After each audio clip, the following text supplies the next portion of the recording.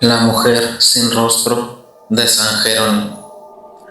Nunca había contado esto públicamente, porque en mi familia siempre se habló en voz baja sobre aquella noche. Mi tío Julián decía que algunas cosas no deben nombrarse demasiado, porque hay cosas que escuchan. Esto ocurrió a finales de los años 80, en un pequeño pueblo de la Sierra de Jalisco, llamado San Jerónimo del Valle. En aquel tiempo, mi padre apenas tenía 21 años y estaba haciendo el servicio militar obligatorio en un cuartel a varias horas de la casa. Solo le daban permiso de salir algunos fines de semana y cuando podía, aprovechaba para visitar a sus padres o reunirse con antiguos amigos del pueblo. Una noche de octubre, uno de mis compañeros del cuartel lo invitó a la fiesta de 15 años de su hermana. La celebración se hizo en una vieja hacienda a las afueras del pueblo, rodeada de sembradíos y caminos de terracería. Mi padre decía que la música se escuchaba hasta lejos y que aquella noche había una neblina extraña cubriendo los cerros. La fiesta terminó tarde, cerca de la 1 de la madrugada. Decidió volver caminando a casa, porque el pueblo era pequeño y no quedaba demasiado lejos. Recuerda perfectamente el silencio de las calles. No había perros ladrando, no había viento, no había ni una sola ventana abierta, solo el sonido de sus botas golpeando el pavimento húmedo.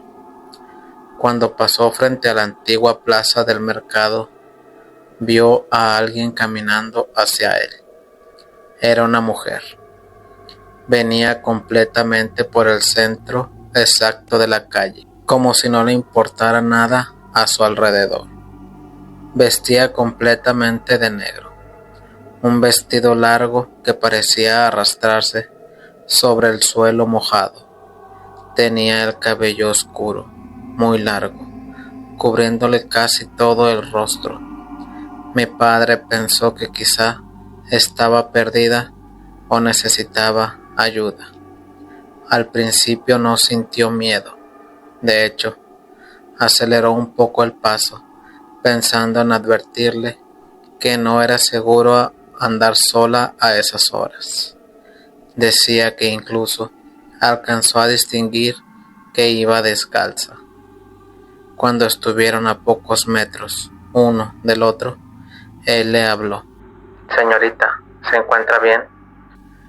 Pero ella no respondió, ni siquiera levantó la cabeza. Siguió caminando lentamente, directo hacia él, sin desviarse ni un centímetro. Mi padre sintió incomodidad. Intentó hacerse a un lado para evitar chocar con ella. Y fue justo cuando pasó junto a esa mujer que ocurrió algo que jamás pudo olvidar. Decía que sintió un frío imposible, no un frío normal de madrugada. Era un frío que le atravesó el cuerpo entero, como si le hubieran vaciado hielo dentro del pecho. Las piernas se le entumieron, el aire se volvió pesado y por un instante quedó completamente paralizado en medio de la calle.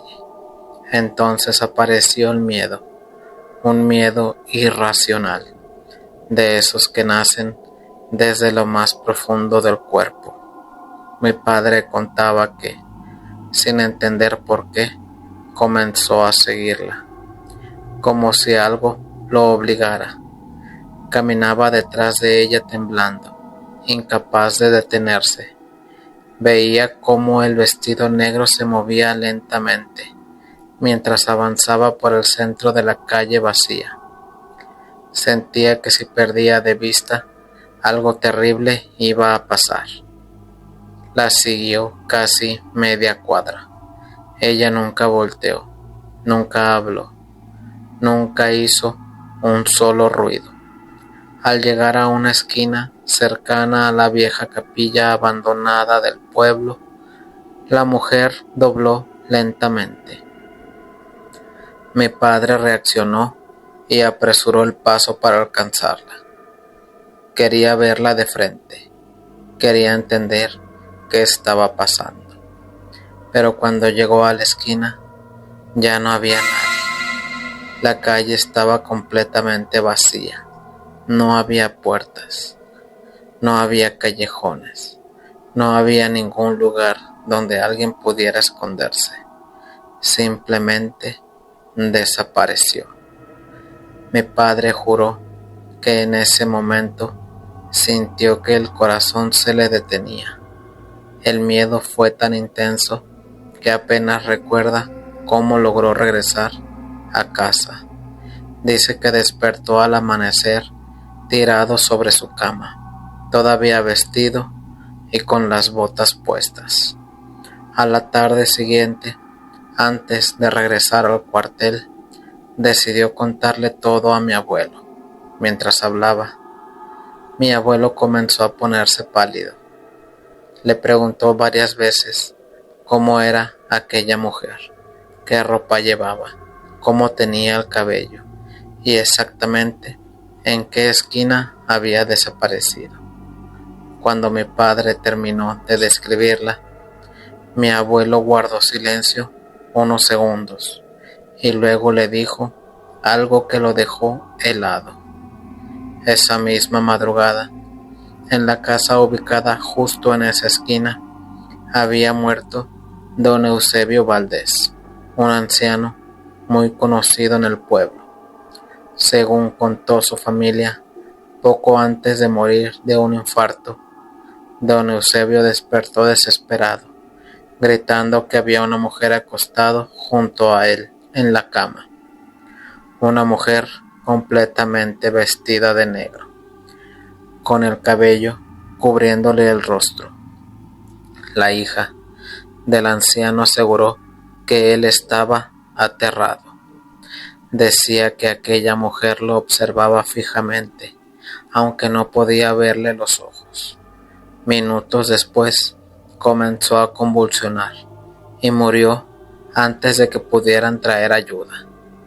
Mi padre escuchó eso, comprendió que había visto exactamente la misma mujer. Durante semanas no pudo dormir. Decía que cada vez que cerraba los ojos, soñaba con ella caminando lentamente por la calle vacía. A veces despertaba en plena madrugada, sintiendo aquel mismo frío recorriéndole el cuerpo. Mi abuela, muy creyente, terminó llevándolo con un sacerdote del pueblo. El padre Esteban escuchó todo sin interrumpirlo. Cuando terminó, le dijo algo que jamás olvidó. Hay almas que no encuentran descanso. Algunas no saben que están muertas. Otras buscan a alguien antes de irse. El sacerdote le recomendó rezar durante 9 noches seguidas y mandar a hacer misas por el alma de la mujer desconocida. También le advirtió que jamás debía volver a seguirla si alguna vez volvía a verla, porque, según las creencias antiguas del pueblo, hay apariciones que no buscan ayuda, sino compañía. Y lo más perturbador de todo ocurrió muchos años después. Mi padre juró que volvió a verla una última vez. Dice que fue una madrugada lluviosa, mientras viajaba en carretera. A un lado del camino, iluminada apenas por las luces del automóvil, estaba la misma mujer, vestida de negro, de pie, inmóvil, esperándolo, y esta vez asegura que alcanzó a ver su rostro. Después de eso, nunca volvió a hablar del tema. Tu perro no te protegerá de esto. En una casa al borde del bosque, una mujer sufrió parálisis de sueño. Vio una figura flotante con ojos vacíos. Su pastor alemán, Ritz, se interpuso. Días después, Ritz apareció muerto en la carretera, sin conductor, sin auto, solo el cuerpo y la sonrisa de la sombra. El trabajo nuevo llegó como un salvavidas en medio de un mar de deudas y desesperación. Era un puesto en una pequeña editorial, lejos de la ciudad, en un pueblo rodeado de bosques que parecían respirar. La casa que alquilé estaba en las afueras, casi al borde de lo habitable. Era antigua, con ventanas estrechas y un porche que crujía con cada paso. Ritz, mi pastor alemán, me acompañó como siempre, su mirada ámbar escudriñando cada rincón como si supiera que algo no encajaba. La primera noche fue tranquila, demasiado tranquila. No había golpes en el techo ni sombras danzantes, solo un silencio denso que se aferraba a las paredes. Pero Ritz no se relajó. Sus orejas se mantenían alerta, sus ojos fijos en algo que yo no podía ver. Lo atribuí al cambio, a lo desconocido. Error. Rachel llegó 2 días después, mi amiga, mi cómplice en todo lo que valía la pena. Vino a ayudarme a instalarme. Desde el momento en que cruzó la puerta, sentí que algo cambiaba en el aire. No era miedo, sino una tensión que crecía lentamente, como si la casa estuviera esperando a que ambas estuviéramos ahí para comenzar su juego. Una tarde, mientras Rachel fue de compras, la parálisis del sueño me atrapó. Inmóvil, mi mente fue presa de una oscuridad insaciable.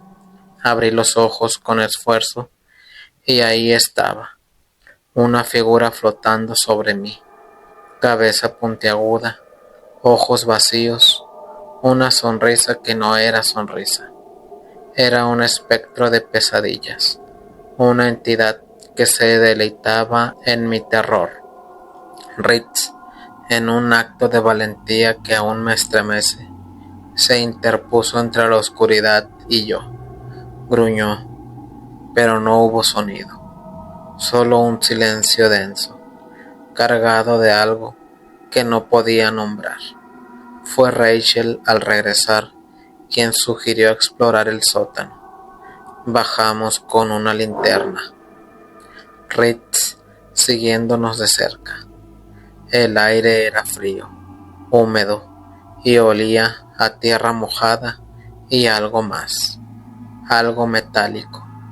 Las paredes estaban cubiertas de estantes vacíos y en el centro había una mancha oscura en el suelo, como si algo hubiera sido derramado ahí hace mucho tiempo. Rachel se rió nerviosamente, pero su risa se cortó cuando la linterna parpadeó. Ritz gruñó, bajando la cabeza, sus ojos fijos en la mancha. Esa noche las cosas se descontrolaron.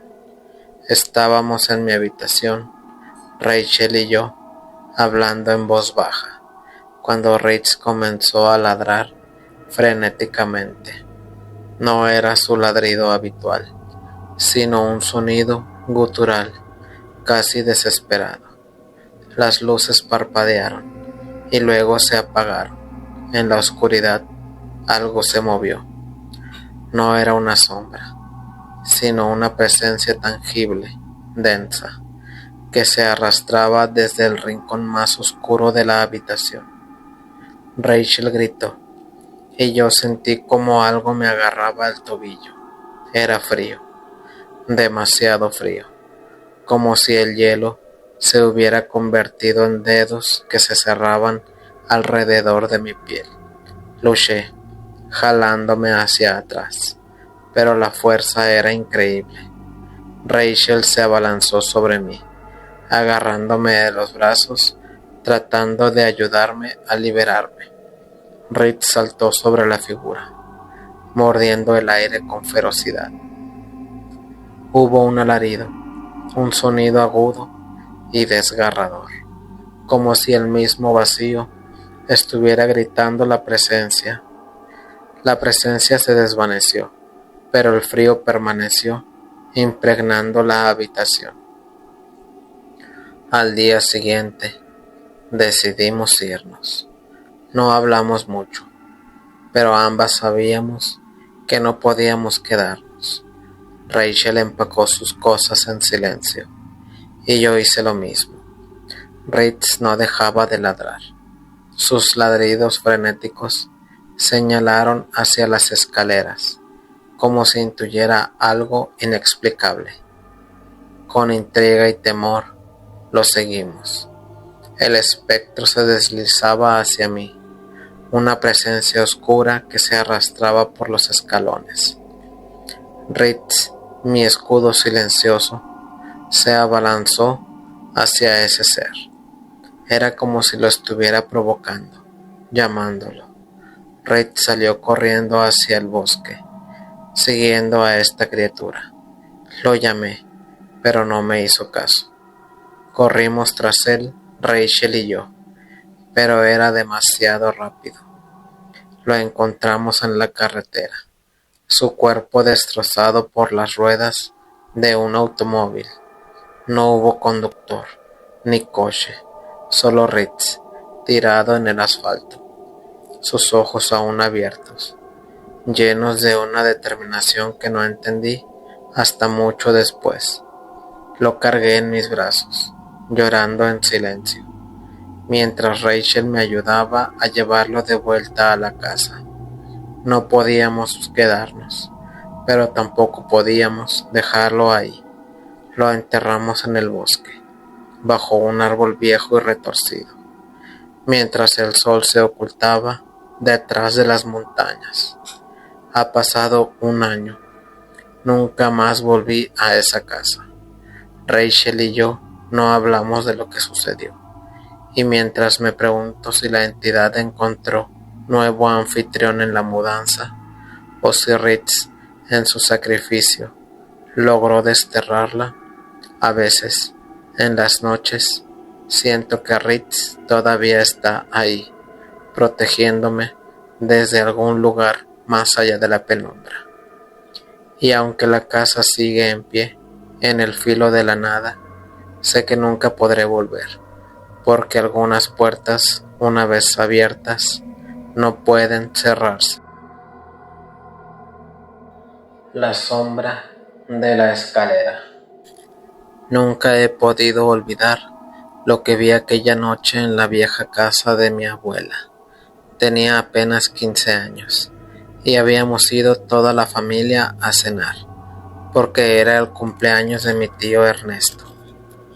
La casa estaba en un pequeño pueblo de Nayarit, una de esas casas antiguas con paredes húmedas, techos altos y escaleras de madera que crujían aunque nadie las pisara. Recuerdo perfectamente el ambiente de esa noche.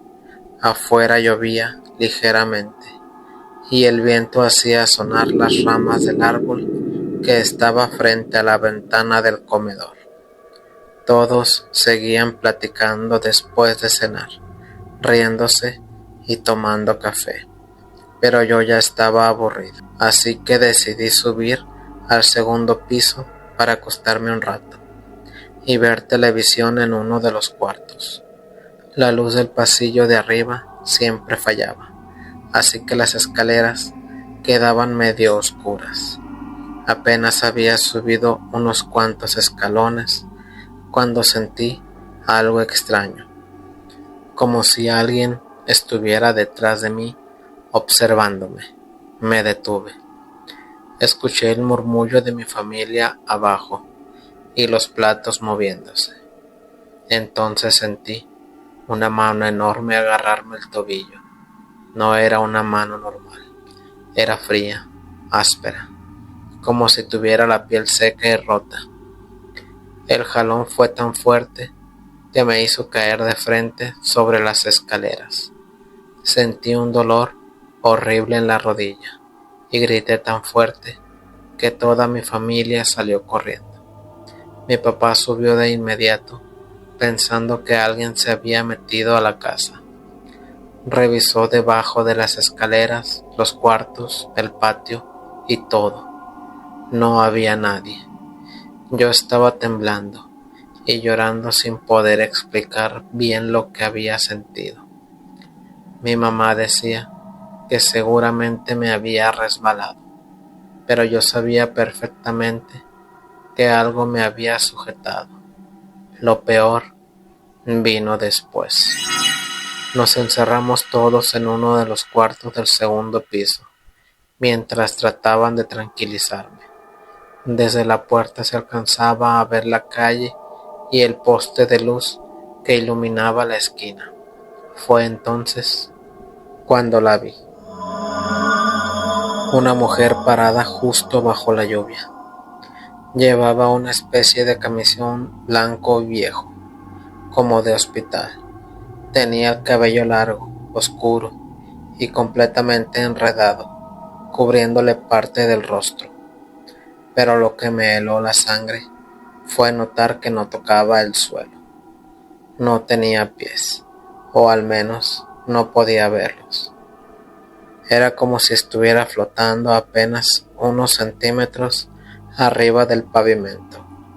Se quedó completamente inmóvil mirando hacia la casa, y aunque estaba lejos, sentí que me estaba viendo directamente a mí. Grité tan fuerte que hasta me quedé sin aire. Mi hermana mayor volteó hacia la ventana y apenas la vio, comenzó a llorar también. Corrió a abrazarme y me dijo algo que jamás olvidaré. Pensé que solo yo la veía. Esa noche nadie durmió. Mi abuela confesó, después que varios vecinos habían hablado durante años sobre una mujer que aparecía en esa calle durante las madrugadas lluviosas. Decían que hacía mucho tiempo una joven había muerto atropellada cerca de la casa y desde entonces se aparecía buscando entrar. Han pasado más de 12 años desde aquello. La casa ya fue remodelada, las escaleras cambiaron y muchos dicen que todo fue nuestra imaginación. Pero hasta el día de hoy sigo sin poder subir unas escaleras oscuras sin sentir que algo va detrás de mí. Y todavía, algunas noches de lluvia, sueño con aquella mujer flotando en la esquina. La mujer de blanco en la casa de mis padres. Un 9 de mayo, mi amigo David y yo fuimos invitados a un casting para integrarnos a un grupo duranguense llamado Los Únicos de Durango. El evento se realizó en una maquiladora para celebrar el Día de las Madres. Todo salió tan bien que terminamos quedándonos con el grupo esa noche. Después de la presentación, a los músicos se les ocurrió ir a llevar serenata a sus mamás, y así comenzó una larga madrugada entre música, cerveza y recorridos por toda la ciudad de Chihuahua. En ese tiempo, mis padres ya estaban separados. Mi mamá vivía en otro lugar y yo me había quedado a vivir con mi papá. La fiesta terminó alrededor de las 5 de la mañana. Cuando llegué a la casa, me encontré a mi papá en la sala. Igual que yo, también andaba tomado y se estaba arreglando para irse a trabajar. Yo me fui directo a dormir. Recuerdo que, a lo lejos, escuché como una puerta principal se cerró cuando él salió de la casa. No sé cuánto tiempo pasó después de eso. De pronto comencé a sentir algo muy extraño, esa sensación incómoda de saber que alguien te está observando. Abrí lentamente los ojos y volteé hacia la puerta de mi cuarto. Allí estaba una mujer completamente de blanco, parada a un lado de la puerta, pero lo peor no era su ropa, sino que yo tenía una luz negra en mi cuarto, de esas que hacen que lo blanco se vea fluorescente. Eso hacía que se viera todavía más tétrica. Mi reacción fue inmediata. Me tapé completo con las cobijas. Es mi imaginación. No está ahí. No está ahí. Me repetía una y otra vez, intentando convencerme. Pero el miedo seguía creciendo. Después de un rato pensé, voy a destaparme para comprobarlo. Sentía que habían pasado horas. Conté casi hasta 100 antes de atreverme a mirar de nuevo. Cuando me asomé, seguía ahí. En ese momento entendí que no era mi imaginación. Volví a cubrirme completamente mientras mi cabeza daba vueltas. ¿Qué hago? ¿Qué hago? La única opción era prender la luz, pero el interruptor estaba justo al lado de donde aquella mujer permanecía inmóvil. Lleno de terror, comencé a contar otra vez, ahora hasta 1000, intentando reunir valor. Finalmente me levanté con los ojos cerrados y estiré la mano como pude hasta encontrar el apagador. Encendí la luz, abrí los ojos de golpe y ya no estaba. No esperé ni un segundo. Agarré mis cosas y salí prácticamente huyendo de la casa para irme a dormir con mi amigo David. Cuando llegué, apenas si quería abrirme la puerta, y después de contarle lo que había visto, me dijo entre nervioso y en broma, capaz de que aquí se queda.